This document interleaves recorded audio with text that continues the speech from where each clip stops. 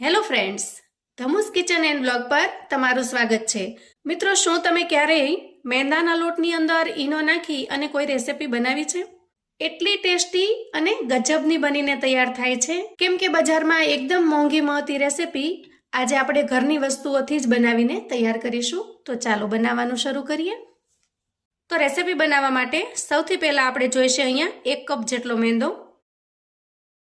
તો આ રીતે 1 કપ મેંદાનો લોટ લઈશું. આ મેંદાના લોટને મેં ચાળી અને એકદમ ચોખ્ખો કરીને લઈ લીધો છે. હવે આપણે એક આવો મોટો બાઉલ લેવાનો છે જે ખુલ્લો હોય એવો, અને એના અંદર મેંદાને એડ કરી દઈએ. તો આજે હું વિડીયો બનાવવા માટે રેસિપી બનાવી રહી છું, એટલે મેં 1 કપ જેટલો મેંદો લીધો છે. તમે રેસિપી જોયા પછી જો તમને ખૂબ જ પસંદ આવે તો વધારે પણ બનાવી શકો છો. અને હવે આ મેંદાની અંદર આપણે અડધી ચમચી જેટલો જ રવો એડ કરીશું. તો અહીંયા ઝીણો કે જાડો કોઈ પણ રવો ચાલે, પણ માત્ર અડધી ચમચી જ આપણે રવાને એડ કરવાનો છે, વધારે એડ નહીં કરીએ. અને હવે આના અંદર આપણે અડધી ચમચી જેટલું ઘી એડ કરીશું. તો મિત્રો, વિડીયોને છેક સુધી જોજો, કેમ કે એક પણ વસ્તુ તમે સ્કીપ કરશો તો જેવી સરસ જોઈએ એવી રેસિપી નહીં બને. દરેક વસ્તુને તમે ઝીણવટથી જોઈ અને માપ સાઇઝ પ્રમાણે બનાવશો તો તમારી રેસિપી પણ સરસ બનીને તૈયાર થશે. અને હવે લઈશું આપણે ઈનો ફ્રૂટ સોલ્ટ. તો અહીંયા આ રીતે અડધી ચમચી જેટલો ભરી અને આપણે ઈનો ફ્રૂટ સોલ્ટ ઉમેરીશું અને બધી જ વસ્તુને મિક્સ કરી લઈશું. તો એકદમ સિમ્પલી અને ખૂબ જ ઝડપથી આપણે રેસિપી બનાવીને તૈયાર કરીશું. તો બધી જ વસ્તુને પહેલાં આપણે મિક્સ કરી લીધી છે. હવે આપણે થોડું થોડું પાણી એડ કરીશું અને એક સરસ સ્મૂથ આપણે ગોળ બનાવીશું. ખાસ એ જોવાનું છે કે પાણી બહુ વધારે ન પડી જાય. તો અહીંયા તમે જુઓ, બેટરની કન્સિસ્ટન્સી આ રીતની બનાવવાની છે. તો આ રીતે આપણે બેટર બનાવીને તૈયાર કરી લીધું છે. આ રીતની કન્સિસ્ટન્સી જ આપણે બનાવવાની છે. હવે થોડી વાર ઢાંકી દઈશું અને આપણે આગળની તૈયારી કરીશું. હવે જુઓ, આપણે આવું એક પોળું વાસણ લઈશું જેને આપણે ગેસ પર મૂકી શકીએ, અને એના અંદર આપણે 1 કટોરી ખાંડ લઈશું. અને અહીંયા 1 કટોરી ખાંડની સામે આપણે 3 કટોરી પાણી લીધું છે. હવે આપણે આ વાસણને ગેસ પર મૂકીશું. તો આ રીતે વાસણને ગેસ પર મૂકી અને ખાંડને આપણે ઓગાળી લેવાની છે. તો અહીંયા આપણે બનાવીશું ચાસણી, પણ કોઈ તારવાળી ચાસણી નહીં બનાવીએ. એકદમ સિમ્પલ, થોડી અમથી ચીપચીપી બને એવી ચાસણી બનાવવાની છે. હવે આપણે એમાં એડ કરીશું થોડું કેસર. તો આજે આપણે હોલી સ્પેશિયલ રેસિપી બનાવી રહ્યા છીએ, તો એકદમ ફ્લેવરફુલ અને કલરફુલ બનાવીશું. તો આ રીતે ચાસણી બનાવવાની શરૂઆતમાં જ આપણે કેસર એડ કરી દઈએ તો બધો જ રંગ છૂટી જશે અંદરથી અને એકદમ સરસ યલો કલર બનીને તૈયાર થશે ચાસણીનો. અહીંયા નાની અડધી ચમચી જેટલો હું એલચીનો ભૂકો એડ કરું છું. ફ્લેવર સરસ આવે છે એનાથી. તો અહીંયા તમે જોઈ શકો છો કે ધીરે ધીરે ખાંડ ઓગળી ગઈ છે અને આપણે થોડી ચીકાશ આવે એવું જ પાણી બનાવવાનું છે. ગેસની ફ્લેમને આપણે અત્યારે મીડિયમ પર રાખીશું. તો અહીંયા જુઓ, ચાસણી એકદમ સરસ ઉકળી ગઈ છે અને એકદમ સરસ કલર પણ આવી ગયો છે ચાસણીમાં. હવે આ રીતે ચમચામાં લઈ અને થોડી ઠંડી કરીને આપણે ચેક કરી લઈએ. તો જુઓ, તો આ રીતે થોડી ચીપચીપી થાય ત્યાં સુધી રાખવાની છે. હવે આપણે ગેસ બંધ કરીશું અને ચાસણીને ઠંડી થવા મૂકી દઈશું. હવે આપણે બેટરને ચેક કરી લઈએ. તો અહીંયા તમે જુઓ, એકદમ સરસ બબલ્સ બની ગયા છે અંદર. તો અહીંયા ફરીથી એક વખત આપણે સારી રીતે ચલાવી લઈએ. તો જુઓ, અહીંયા આપણે આવી એક ખાલી કોથળી લેવાની છે, પ્લાસ્ટિક બેગ, જેની અંદર આપણે વસ્તુઓ આવતી હોય છે. અને પછી આ કોથળી પડી ન જાય એ રીતે આપણે એક વાસણની અંદર સેટ કરી દઈએ અને તૈયાર કરેલું બેટર છે એને એમાં રેડી દઈએ. તો જુઓ, આ રીતે આપણે બેટરને ભરી લીધું છે અંદર. હવે એનું મોઢું છે એને આપણે રબરથી બાંધી દઈશું. તો અહીંયા તમે કોઈ આવી સાદી બેગ અથવા તો જીપલોક બેગ આવે છે એનો પણ ઉપયોગ કરી શકો છો. જો આ રીતે રબરને આપણે ફિટ બંધ કરી દેવાનું છે.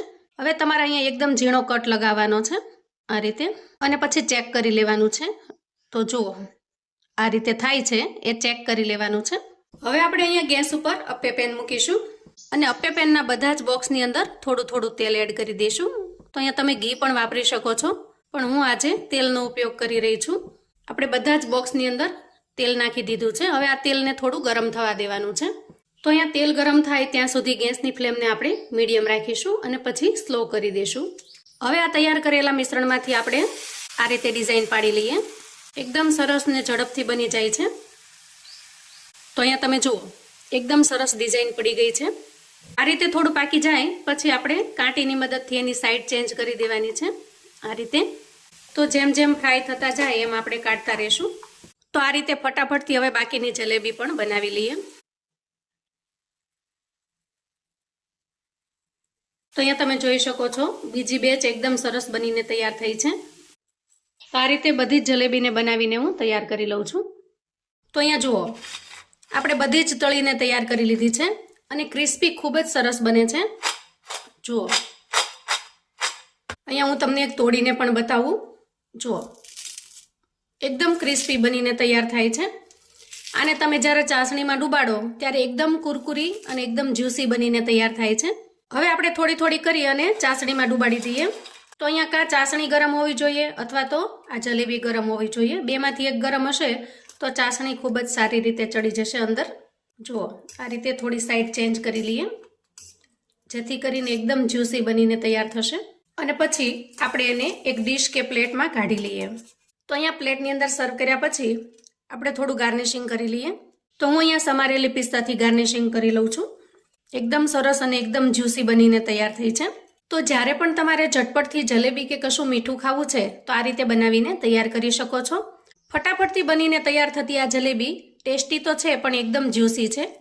અહીંયા તમે જોઈ શકો છો, મોઢામાં મૂકતા જ પાણી પાણી થઈ જાય અને ક્રન્ચી પણ છે. તો આનો ટેસ્ટ કરવાની તમને ખૂબ જ મજા પડી જશે. એકદમ નાની નાની યુનિક સાઇઝમાં જલેબી જોઈ અને ઘરનાને પણ ખૂબ જ પસંદ આવશે. તો મિત્રો, આ વખતે હોળીની અંદર ચોક્કસથી તમે આ રીતની જલેબી બનાવીને તૈયાર કરજો અને મને ફીડબેક આપજો કે તમને આ રેસિપી કેવી લાગી છે. ખૂબ જ ટેસ્ટી અને એકદમ લાજવાબ રેસિપી બની છે.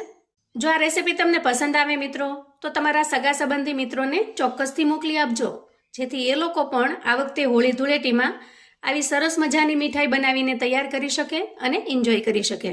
તો મિત્રો, આવું અવનવું જાણવા માટે અને મને સપોર્ટ કરવા માટે ચેનલ પર જો તમે નવા છો તો ચેનલને ચોક્કસથી સબસ્ક્રાઇબ કરજો. વિડીયો ગમે તો લાઈક અને શેર કરજો. આજની આ રેસિપી તમને કેવી લાગી છે મિત્રો, મને કોમેન્ટમાં ચોક્કસથી જણાવજો. ફરી મળીએ એક નવી રેસિપી સાથે. ત્યાં સુધી આવજો મિત્રો.